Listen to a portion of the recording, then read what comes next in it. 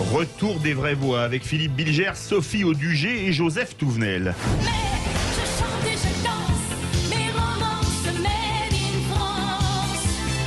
Ah oui, Mireille Mathieu qui chante le Made in France. Les fabricants de masques Made in France sont furieux alors que lors du premier confinement, les masques chinois manquaient.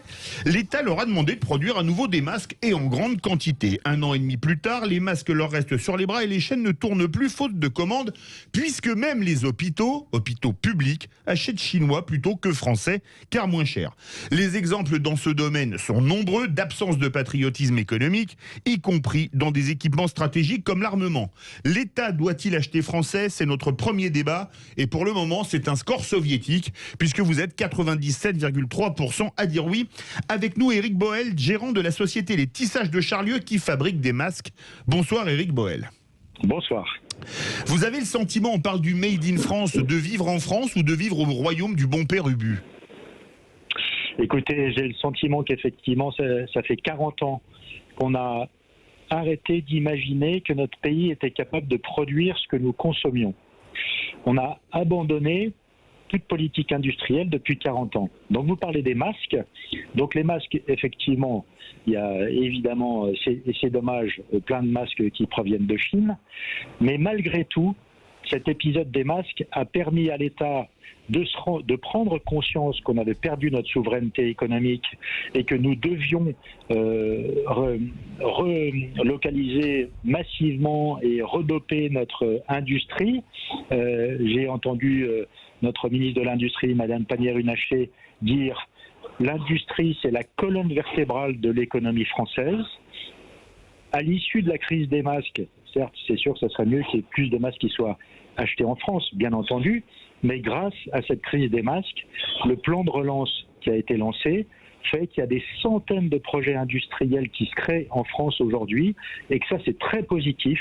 On est en train de réindustrialiser notre pays et tant mieux, parce qu'on en a bien besoin. Et je dirais que d'un bien va sortir d'un mal plutôt va sortir un bien. À la question que vous me posez, est-ce qu'il faut que l'État achète français? Bien entendu. En fait, on est dans une organisation qui est assez lourde globalement dans l'économie mondiale. Notre économie est mondialisée. On a mis 40 ans chaque année à essayer chaque année, on a augmenté cette mondialisation. Le retour en arrière, ça ne va pas se faire en 5 minutes. Mais il faut que chaque année, on revienne en arrière, c'est-à-dire qu'on regagne 2 points, 3 points, 4 points de réindustrialisation petit à petit. On n'arrivera pas à le faire d'un coup, mais les chantiers sont commencés. Moi, je suis convaincu qu'on est en train de prendre le bon chemin et que les centaines de projets d'usines qui sont en train de se construire, il faut continuer dans cette voie-là, c'est-à-dire à stimuler, grâce au plan de relance, tous les projets industriels qui se font dans notre pays et à redonner ce que je vous disais en début d'interview, cette fierté de se dire qu'on est capable de produire ce que en nous France. consommons dans notre pays. On va faire réagir les vrais voix avec vous, Éric Boel, Philippe Bilger. Alors là, encore une fois, ça n'est pas mon domaine de prédilection, mais je voudrais avoir votre avis, et notamment celui de notre animateur, qui a été dans son passé un remarquable entrepreneur dans le domaine des lumières. Donc Merci. il connaît très bien ça. Au fond, ça n'est pas scandaleux en soi qu'à un moment donné, on ait besoin de masques et qu'une société française en fabrique beaucoup et que tout à coup, on n'en ait plus besoin. Ce qui est scandaleux, c'est que la Chine vient en quelque sorte s'approprier le marché français d'une manière qui rend la situation de cette société complètement calamiteuse. Alors je fais une suggestion, elle est peut-être absurde. Est-ce qu'il n'aurait pas été concevable au moins de tenter un protectionnisme conjoncturel momentané qui aura au moins garanti pour cette société pendant quelque temps le fait qu'elle aurait pu compenser les pertes qu'elle subit aujourd'hui. Alors, je vais donner la parole à Éric Boel, mais je vous donne déjà une esquisse de réponse. La France ne peut pas décider d'une procédure protectionniste. C'est automatiquement Bruxelles qui décide, puisque c'est Bruxelles qui décide de ce qu'on appelle le TEC, le tarif extérieur commun. C'est les droits de douane des produits importés dans l'Union européenne. Éric Boel, si vous êtes d'accord avec moi, ou pas d'ailleurs. Écoutez, c'est ce que vous êtes en train de dire, c'est toutes ces réglementations qui sont très complexes, qui verrouillent toutes les choses. C'est une organisation systémique qui empêche effectivement qu'on puisse produire dans notre pays, ce qui est totalement absurde, mais c'est un travail de fond. Je crois que l'État, enfin c'est pas je crois, j'en suis sûr, que l'État a attaqué. On a une vraie prise de conscience de notre pays, tant au niveau politique qu'au niveau de la population, qu'au niveau de tout le monde. Alors, évidemment qu'il y a des choses qui auraient pu se passer différemment. Bien sûr qu'on n'a pas fait au top tout ce qui pourrait se faire. Messieurs, quand vous êtes intervenus en parlant des sociétés qui ont fait plein de masques et puis qui après n'en font plus, nous en faisons partie. Donc je suis concerné avec nos 75 collaborateurs qui se sont défoncés pour produire des millions de masques du jour au lendemain, dès le 17 mars, dès le lendemain du discours présidentiel sur le confinement. Et je peux vous dire que les ressources de notre pays, le cœur que nos collaborateurs ont mis à la tâche, et ils sont venus travailler alors qu'ils auraient pu rester chez eux tranquillement et en étant payés de la même manière, et ils sont venus pour aider leurs compatriotes, et qu'on a eu des milliers d'emplois comme ça, et que les ressources et le ressort de notre pays, il faut l'encourager, et c'est possible. Éric Boel, c'est ce qu'on est en train de faire. On va faire réagir notre syndicaliste Joseph Touvenel, parce qu'on parle des masques, mais il n'y a pas que les masques. Et vous qui êtes entrepreneurs, vous êtes solidaires de tous les patrons français. Je vais prendre un exemple. Il y a quelques années, on a décidé de changer le fusil d'assaut de l'armée française. Il y avait une entreprise française qui pouvait répondre, qui s'appelait Vernet-Caron à Saint-Étienne. Depuis une semaine, elle est en procédure de sauvegarde.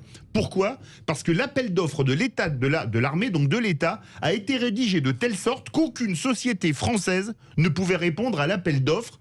Sommes-nous devenus masochistes? Je crois que vous connaissez bien le dossier, et donc c'est les Allemands qui l'ont eu, Heckler & Koch, un fabricant allemand d'armes à feu, plutôt qu'une société française qui maintenant est en procédure de sauvegarde. Vous connaissez cette histoire, qu'est-ce qu'en pense le syndicaliste Joseph Touvenel? J'ai une petite expérience. D'abord, j'aime bien la question parce que la question, c'était sur l'État. Oui. Et donc, on parle bien de l'État et pas d'une start-up nation. C'est ça. Il faut revenir... Non, c'est start-up nation. Ça change tout. J'en suis désolé. et donc, le rôle de l'État, quel est le rôle de l'État? Le rôle de l'État, c'est de protéger sa population. Et dans la protection, il y a l'emploi. Et donc, on doit se poser la question, quels sont les secteurs stratégiques? Déjà, première chose, quels sont nos secteurs stratégiques? Et on s'est aperçu qu'on considérait que, par exemple, que la santé n'était pas stratégique, qu'on n'avait plus rien, on avait laissé. Aujourd'hui, nos médicaments sont fabriqués, notamment en Chine, et on l'a vu, on était incapable de sortir nos propres médicaments. La santé, secteur stratégique. Philippe, vous citez la défense, hautement stratégique. Oui. Nous ne fabriquons plus nos fusils, nous ne fabriquons plus nos munitions. Non, il n'y a plus une balle de fusil d'assaut fabriquée en France. Manurin était leader mondial. La société Manurin, leader mondial pour la fabrication des munitions de petit calibre. À qui a-t-on vendu Manurin? Au groupe de défense des Émirats. C'est-à-dire que les petits gars, j'espère qu'un jour on n'aura pas de conflit avec les Émirats parce qu'on n'aura plus de munitions à mettre dans nos armes. Mais c'est Uburois. Quand vous parlez de Vernet-Caron, à l'époque, Vernet-Caron s'était mis sur les rangs. Oui. Mais il n'avait pas le chiffre d'affaires suffisant pour postuler. Exactement. Et on les a. Et aujourd'hui... Et donc ils ont été shootés d'office. Ces armements sont fabriqués par des Allemands, les pistolets par les Autrichiens, et il y a du matériel aussi par les Américains. C'est-à-dire qu'à un moment donné, il faut revenir au secteur stratégique. Et pour le reste, mais enfin, pour le reste... Regardons les conditions sociales, regardons les conditions environnementales, regardons les conditions fiscales. On nous dit c'est la mondialisation. Moi, je ne suis pas contre. Mondialisation, c'est la mondialisation.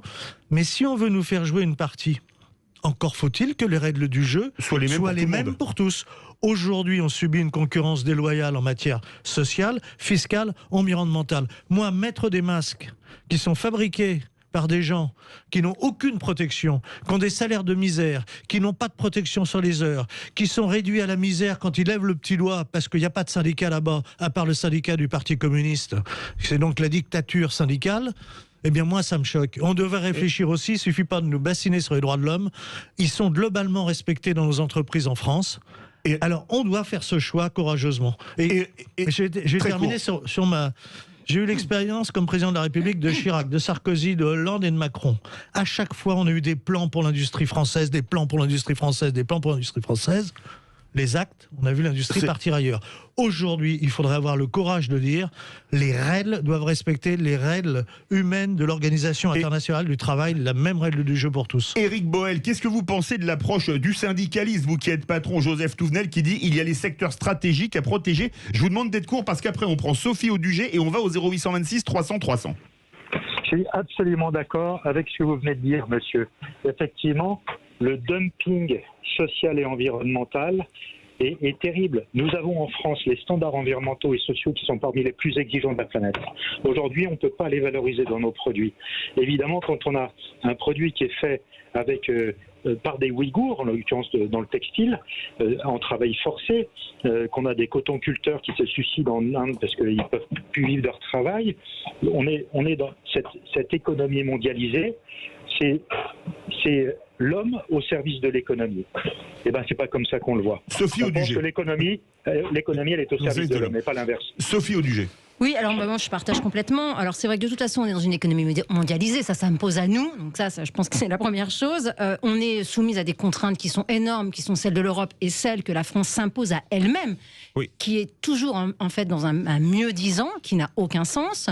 Moi je suis d'accord avec vous vraiment, c'est qu'il y a quand même un manque de stratégie globale, de filières stratégiques. Il y a eu des tentatives de définir des filières stratégiques, mais on n'est jamais allé réellement au bout parce qu'on n'a jamais eu le courage d'aller réellement au bout. D'ailleurs, il faut aller au clash avec l'Europe pour aller au bout. Mais oui, mais enfin déjà, non, mais vous parliez des contrats avec l'État. Enfin, moi, je suis désolée, j'ai travaillé quand même pendant 5 ans pour défendre les métiers d'art. Je veux dire, c'était quand même surréaliste que sur les grandes fabrications françaises de l'État, on avait quand même des productions qui étaient achetées en dehors de notre pays, et que c'était pas nos métiers d'art qui faisaient les ouvrages. C'est fou. Quand vous faites la restauration d'œuvres d'art, notamment, on a fait un diplôme de restaurateur d'art, qui est un diplôme de Bac+5, qui fait qu'on a le restaurateur d'art qui a le diplôme, qui prend le contrat, et c'est l'ébéniste qui va faire le boulot, qui va toucher une part infime de ce qu'aura été vendu, alors bien même que c'est lui qui fait le boulot. Donc on a quand même le don un peu en France de se faire du mal.